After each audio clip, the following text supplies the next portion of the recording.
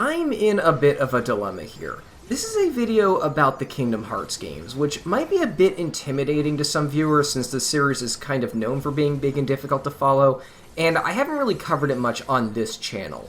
However, I'm going to try and write this video in such a way that people who aren't super familiar with the series can still enjoy it. There will be minor story spoilers in this, as well as footage of some pretty late game areas, enemies, and bosses, but it shouldn't ruin your enjoyment of the games if you ever do want to try them yourself. With that said, here we go. So in this video, we're going to talk about an aspect of this series that I've always loved, yet I so rarely see people talk about. The enemies.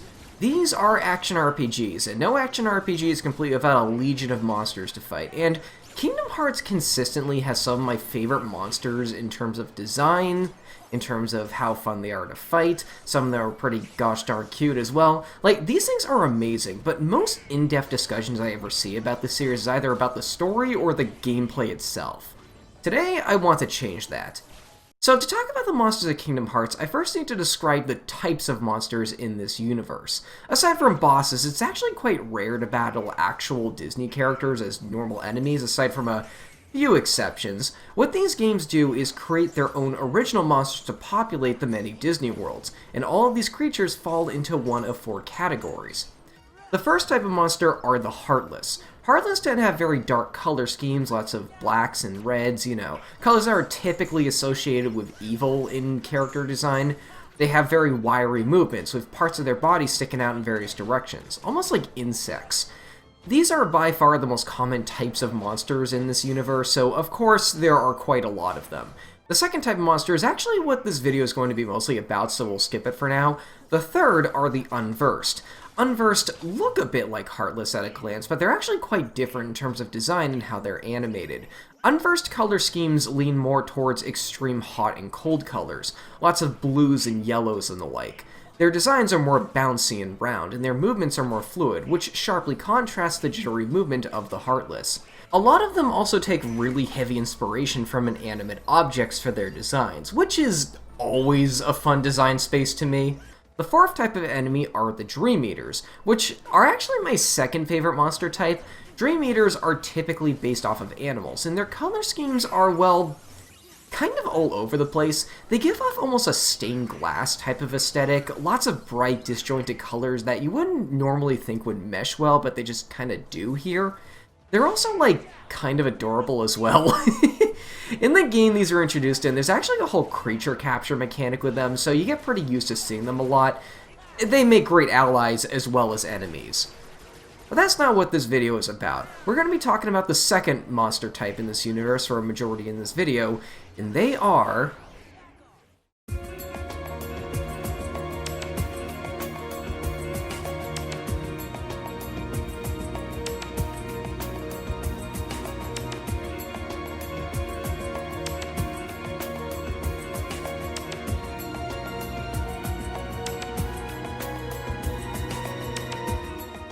the Nobodies. At a glance, they're pretty difficult to describe. A lot of them have thin and disjointed body shapes, parts that attach where they probably shouldn't, or swollen limbs.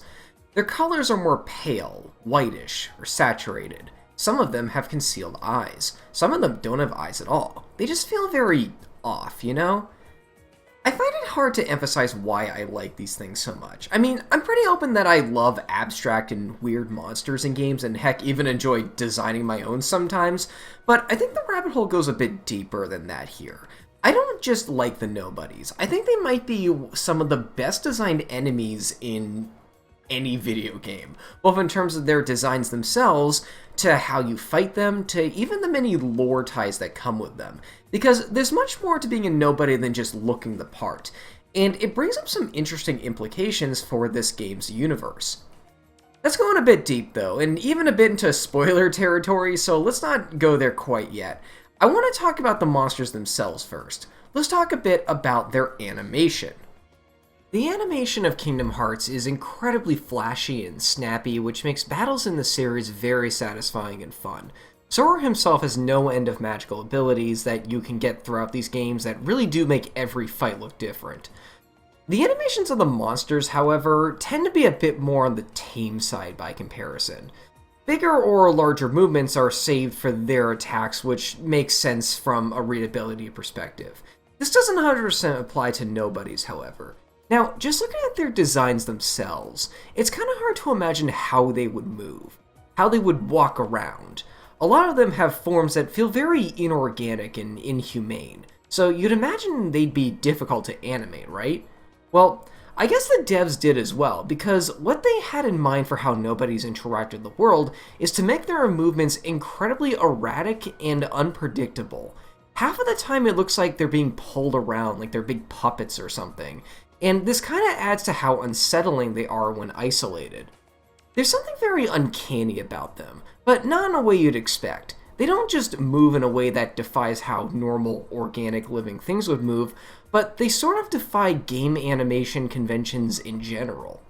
If you just sit back and watch them for a bit, this begins to make more sense. One's flying animation has it swimming through the air as if it were in water.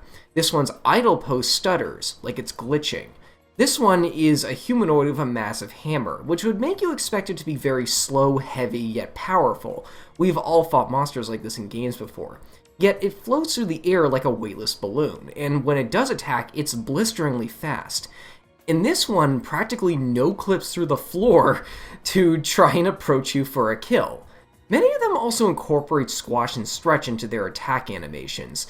This serves the purpose of telling the player to watch out, but even these look weird as their squashing and stretching is often really slow and emphasized, which isn't how squash and stretch is supposed to work normally.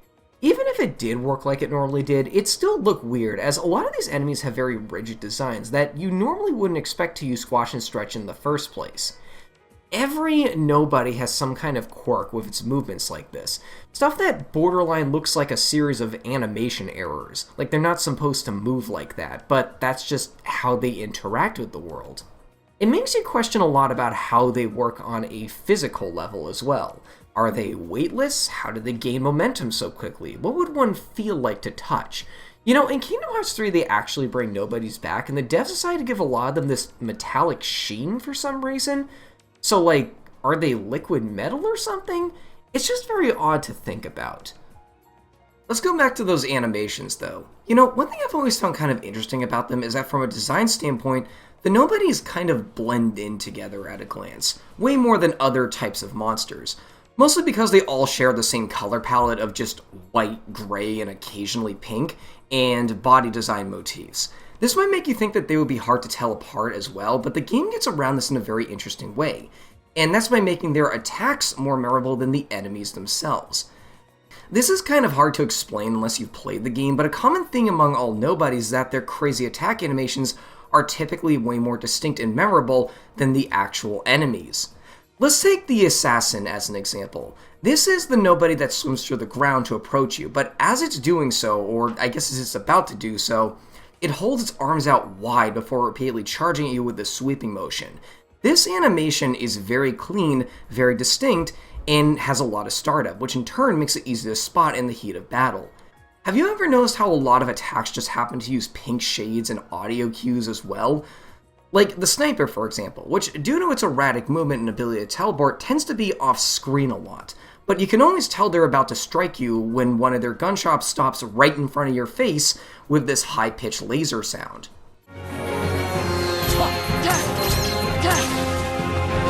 They also have an attack where they just straight up teleport right in front of your face. That one's pretty easy to spot.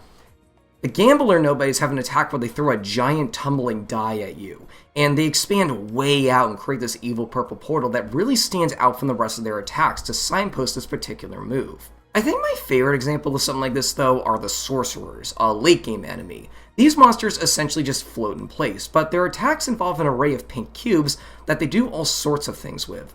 Lining them up and using them as a bludgeoning weapon, arranging them as a shield in front of you and then spinning them rapidly, setting them up in a cube pattern before rocketing them all at you. And again, the design of the monster isn't the most memorable part of this. It's instead its attacks and how it moves in battle, which is kind of a brilliant approach for an action RPG of a really fast-paced battle system.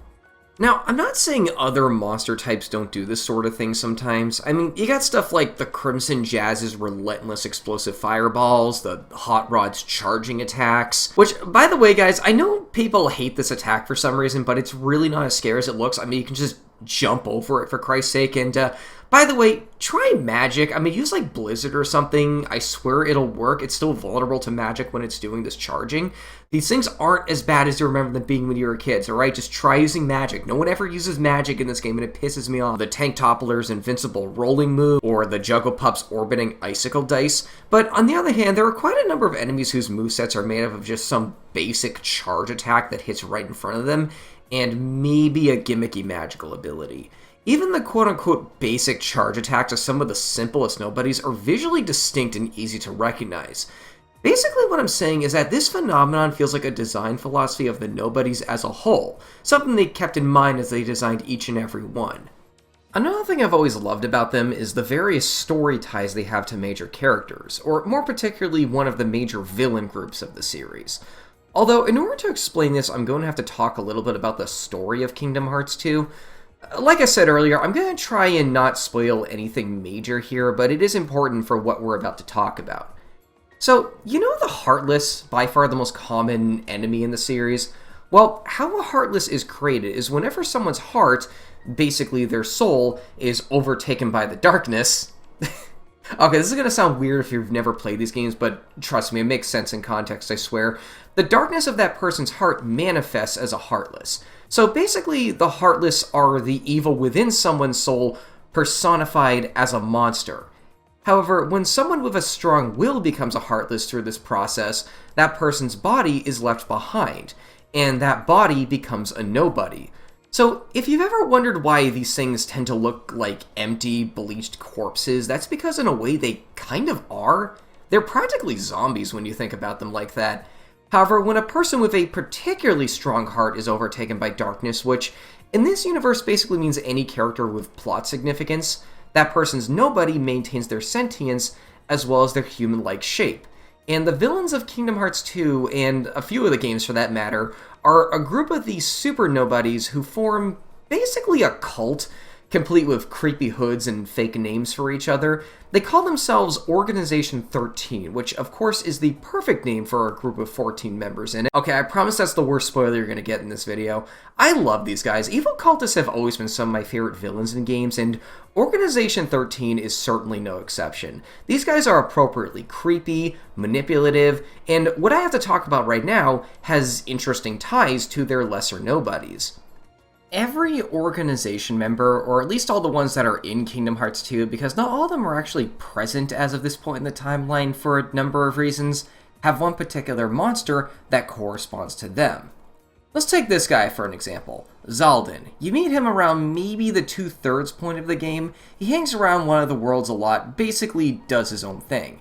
And while he has the spotlight in the story, the nobodies you by far fight the most are these things. These are called Dragoons. They're supposed to look like the class of the same name from Final Fantasy, which, now that I think about it, there are actually quite a lot of nobodies named after Final Fantasy classes. That's a really cool touch. Dragoons in Final Fantasy, as well as Kingdom Hearts, are notorious for two things: lances and the ability to jump. The demons are done for, so I'll be on my way. Thanks for the help. No problem. Take care. The Dragoons have an attack where it teleports above you and then crashes down. If you dodge or manage to block it, you can then use a reaction command called Learn. And reaction commands are basically context-specific QuickTime events. They're an integral part to this game, and several enemies and even bosses are designed around strategies you can use with them. Case in point, what Learn does is it temporarily changes your regular attack into a one-use jump command. And you can absorb even more uses of this if you're fast enough. When you use the jump, you basically perform the same attack, and it's accompanied with a shockwave that pushes enemies back. When you get through more of the story, you actually fight Xaldin himself, and he fights kind of similarly to his Dragoon minions. The biggest difference, though, being that he has this big windshield that makes it very difficult to hit him. However, he too has that teleporting jump move, and you can also use the Learn skill on him. But when you perform jump attack yourself, it has the added utility of breaking his shield, so you can then attack him normally. This is another thing I love about the integration between Xaldin's Learn and the Dragoon's Learn. Not only is it kind of cool that you can use similar strategies against either the enemy or the boss, but this one move takes on a completely different context depending on what you're fighting. Now that's depth. There are a ton of examples of this throughout the game. There's a nobody that uses cards and dice called the Gambler, and its reaction command thrusts you into this little minigame that if you win, you get a ton of money. When you fight the Gambler's respective organization member, however, it's a completely different story. He uses the same minigame move, however the way it's used here is to manipulate these bars at the top of the screen. This fight is sort of on a soft time limit, and performing well at these minigames is a really good strategy to defeat him easier. One thing I also love about this particular attack is if you fail, you get transformed into a dice or a card for a short period of time, which is just really funny. Seriously, who thinks of this stuff? Also, have you ever noticed that the Gambler's cards have organization members on them? That's another really nice touch that I actually never noticed before making this video. You also have guys like Syax. His nobodies have a reaction command that has you steal its weapon away from it temporarily, typically as a reward for figuring out how to disarm it through clever play. But against the boss, he has these moments where he goes into an invincible frenzy, and performing the same attack is the only way to break him out of this so you can damage him again. There's even ways the game does this that don't involve reaction commands, like the Dancers, who have a lot of grappling and spinning attacks, which makes it dangerous to stay near them. This encourages you to use magic. Meanwhile, the boss just straight up has a lot of close range moves that either can't be blocked or have unreactable startup, which also encourages you to use magic, and my god, this fight can be broken with magic. It's almost as if these minor enemies are glorified tutorials for their respective boss fights, which is a really cool way to design them.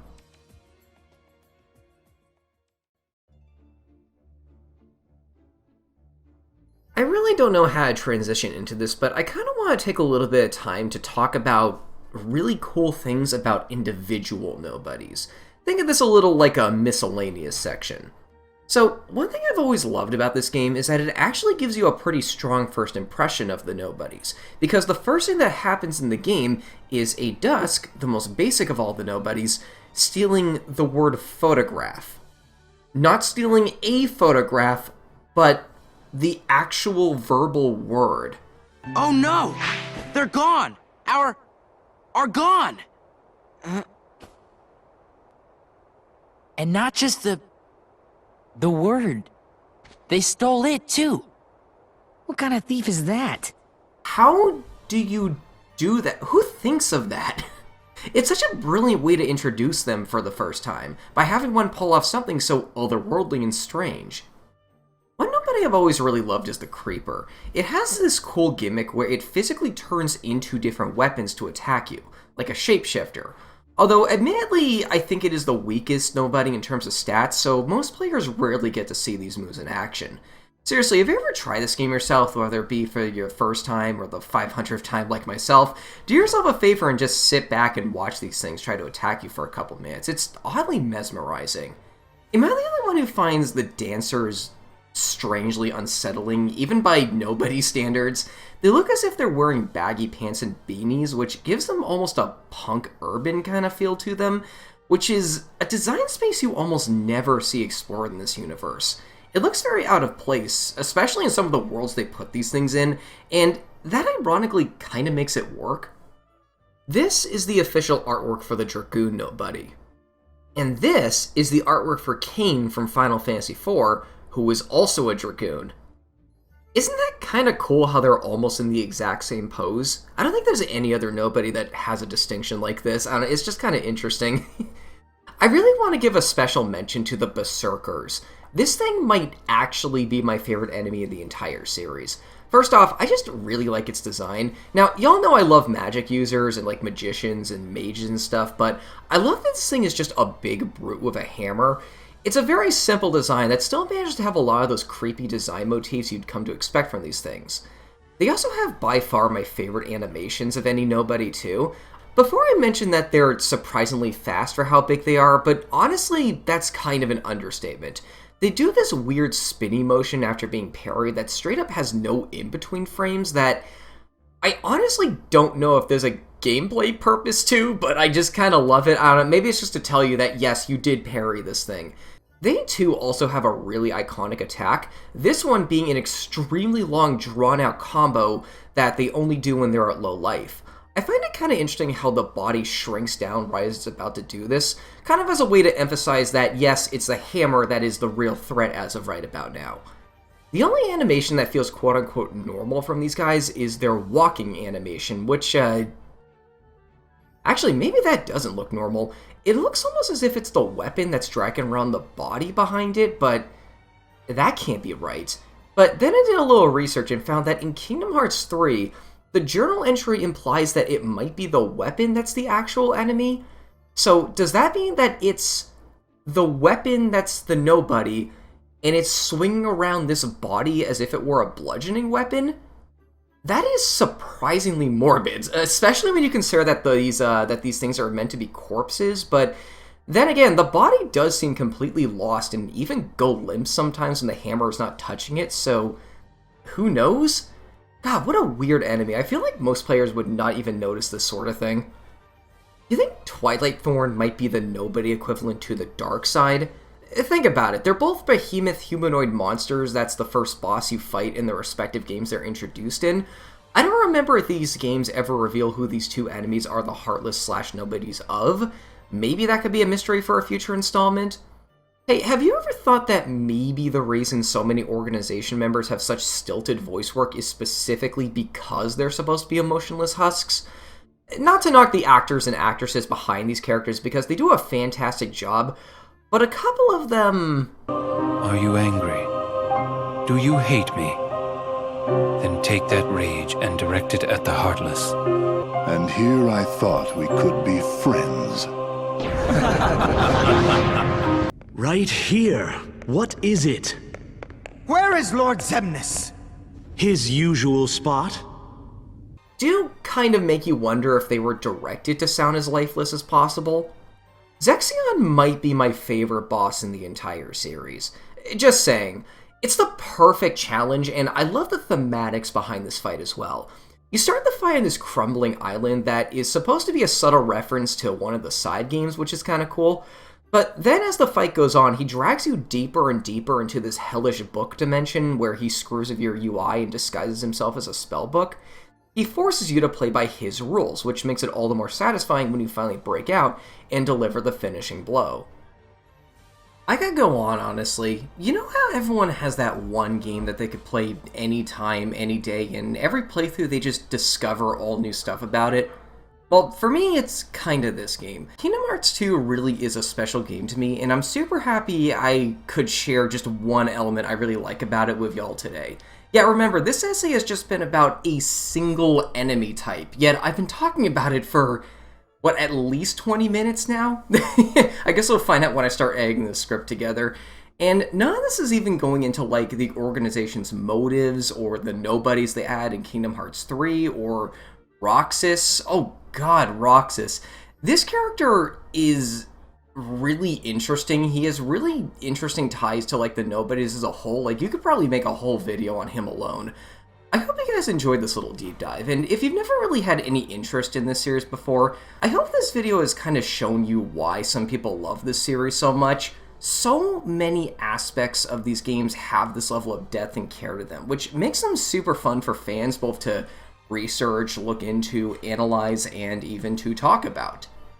I think that'll be about it for now, though. As per usual, feel free to leave a comment down below. I love reading them as people extend the conversation, and I actually have a bit of a request this time, too. Comment down below with whatever your favorite enemy or enemy type in this series is and why. I would love to read them, because the monsters of these games so rarely get the attention they deserve, in my opinion. Please consider leaving a like as well, because these essays can take quite a while to make. Until next time, though, I'll see you guys later. Thanks for watching.